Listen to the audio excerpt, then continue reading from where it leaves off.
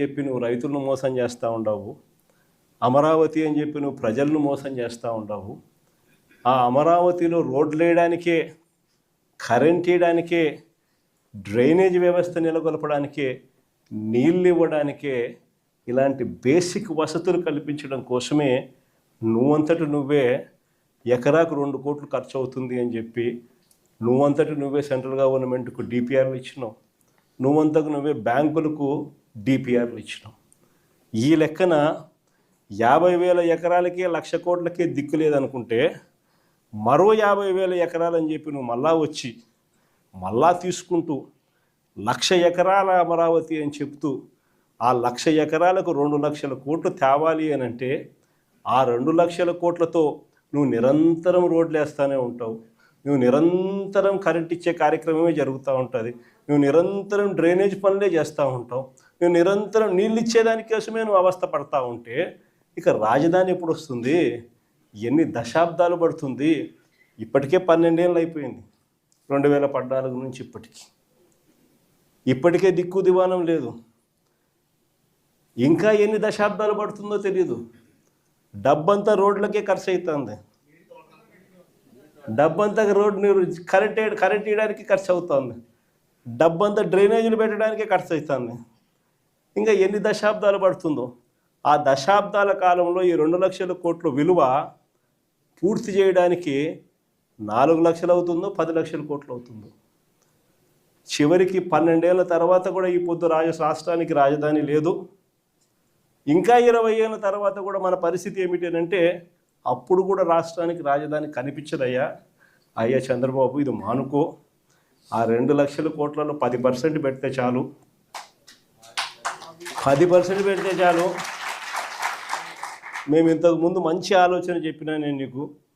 ఇంతకుముందు plan A కింద రాష్ట్రంలో అన్నిటికన్నా పెద్ద సిటీ విశాఖపట్నం, దాంట్లో పెడితే అసలు ఎటువంటి ఖర్చు అవసరం లేదు. కర్నూలులో న్యాయ రాజధాని కింద అప్పట్లో కర్నూలుకు మనం మాటిచ్చినాము. అది నెరవేరుస్తూ అక్కడ న్యాయ రాజధాని పెడుతూ ఇక్కడే అమరావతిలో లెజిస్లేటివ్ శాసన రాజధానిని కూడా తీసుకొస్తే బాగుంటుందయ్యా అని చెప్తే నానా యాగి చేసి రాజకీయాలు చేసి అది వద్దు అన్నారు. సరే పోనీ, అది వద్దు. పోనీ ఈ ప్రాంతంలో అయినా కానీ నువ్వు చేసే పనికి అసలు రాజధాని లేకుండా పోతుందయ్యా. ఆ పని చేయకుండా కనీసం ఇక్కడైనా ఆలోచన చేయి. మచిలీపట్నంలో నువ్వు కాదయ్యా పోర్టు కట్టింది, మేము కట్టాం. మచిలీపట్నంలో పోర్టు మనం కట్టాం. మన హయాంలోనే మనం భూములు తీసుకుంటాం. మన హయాంలోనే మనము అనుమతులు తీసుకొచ్చినాం. మన హయాంలోనే మనం ఫైనాన్షియల్ క్లోజర్ చేసినాం. మన హయాంలోనే మనం బ్యాంకులతో నీట్గా టైఅప్ కూడా చేసి స్టార్ట్ చేసి 30-40% వర్కులు కూడా పూర్తి చేసినాం మన హయాంలోనే. ఆ పోర్టు అయిపోతుంది. మచిలీపట్నం నుంచి విజయవాడకు కేవలం 70 కిలోమీటర్లు, విజయవాడ నుంచి గుంటూరుకు మరో 40 కిలోమీటర్లు, మొత్తం ఈ 110 కిలోమీటర్లు హైవే ఉందయ్యా. విజయవాడలో ఇంటర్నేషనల్ ఎయిర్పోర్ట్ ఉంది. మచిలీపట్నంలో పోర్ట్ వస్తూ ఉంది. ఈ హైవేకి అటు ఇటుగా ఎక్కడ నువ్వు ఆ బిల్డింగులు ఇక్కడ కడితే దీన్నే మచిలీపట్నంలో నుంచి మా, విజయవాడలో నుంచి విఐ, గుంటూరులో నుంచి గన్ను, మావిగన్ అని చెప్పి ఈ 110 కిలోమీటర్లు ఈ ఎకనామిక్ కారిడార్ కింద, క్యాపిటల్ కారిడార్ కింద డిక్లేర్ చేసి ఆ కట్టే బిల్డింగ్లు ఆడ కట్టుకోకుండా ఇక్కడ కట్టయ్యా. 2 లక్షల కోట్లలో నువ్వు పెట్టే అమౌంట్లో 10% ఇక్కడ పెడితే చాలయ్యా. ఆ రోడ్ల కనెక్టివిటీని కొంచెం ఇంప్రూవ్ చేస్తే చాలు. బ్రహ్మాండమైన రాజధాని ఇక్కడే తయారవుతుంది. డే 1 నుంచే రాజధాని వస్తుంది. ఒక గ్రోత్ ఇంజిన్ తయారవుతుంది. కనీసం 20 ఏళ్ళ తర్వాత అయినా మన పిల్లలు ఉద్యోగాల కోసం ఎక్కడికెక్కడికో పోవాల్సిన అవసరం లేకుండా మా మావిగంలోనే ఉద్యోగాలు దొరుకుతాయ్యా అని చిలకకి చెప్పినట్టు చెప్పినా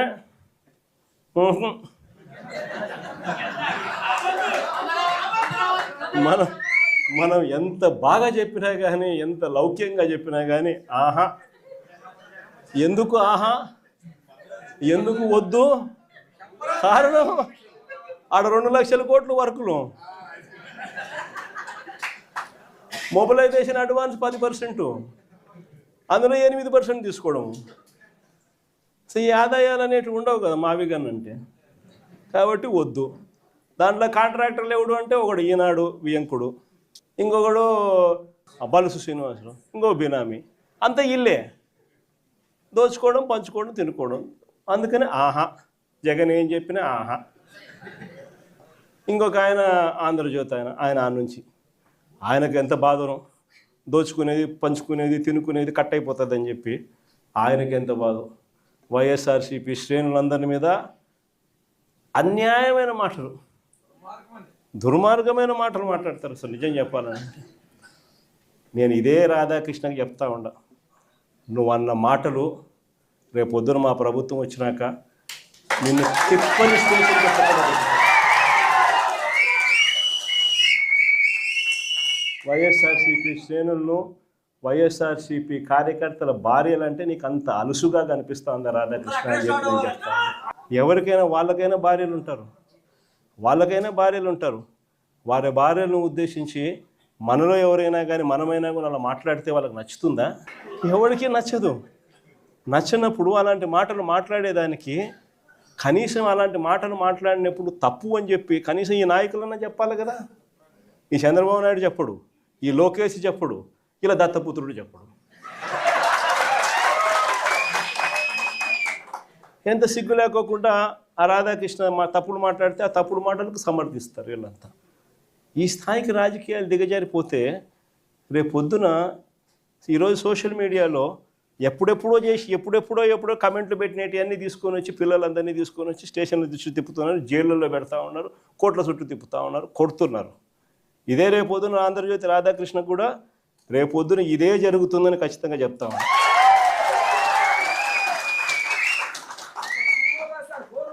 అసలు మహిళల గురించి ఇంత తక్కువగా చూసే కార్యక్రమం, తక్కువగా మాట్లాడే కార్యక్రమం, ఈ పరిస్థితులన్నీ కూడా రాష్ట్రంలో ఎందుకు వచ్చినాయి?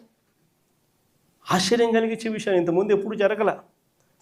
ఆ కోడూరు ఎమ్మెల్యే ఆరవ శ్రీధర్, అసలు నాకు నిజంగా ఆశ్చర్యం అనిపిస్తుంది.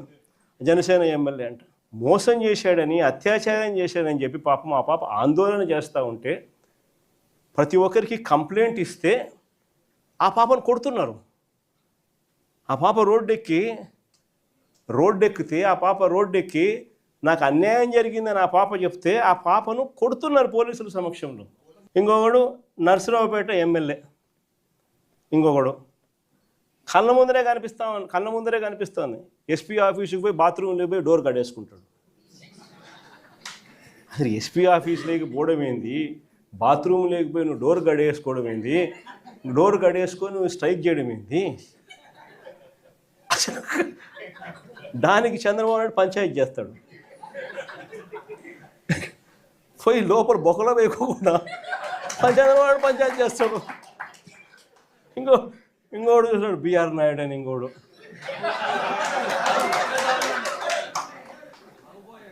ఆయన ఏం చేస్తూ ఉన్నాడో మనందరం చూస్తూనే ఉన్నాం.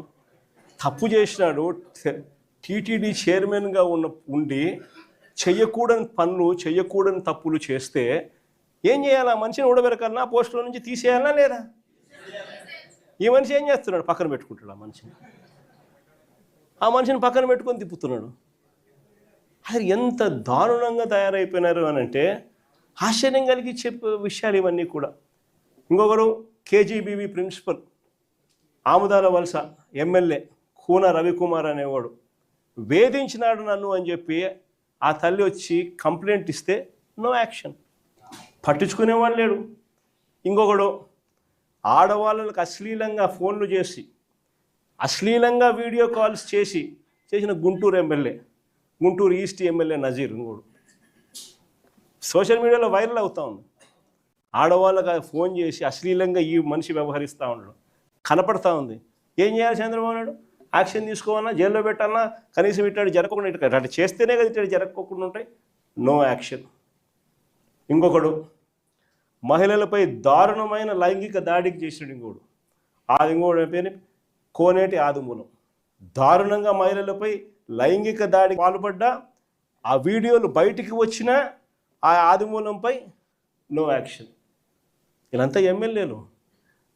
ఒకరిని చూసి ఒకడు చేస్తే ఏం యాక్షన్ లేదు, సరే ఆయన మీద ఏం యాక్షన్ లేదు, ఇంక నా మీద ఏం యాక్షన్ తీసుకుంటాలని ఇంకొకడు. ఒకరిని చూసి ఇంకొకడు అందరూ కూడా రాక్షసులు అవుతా ఉన్న పరిస్థితులు.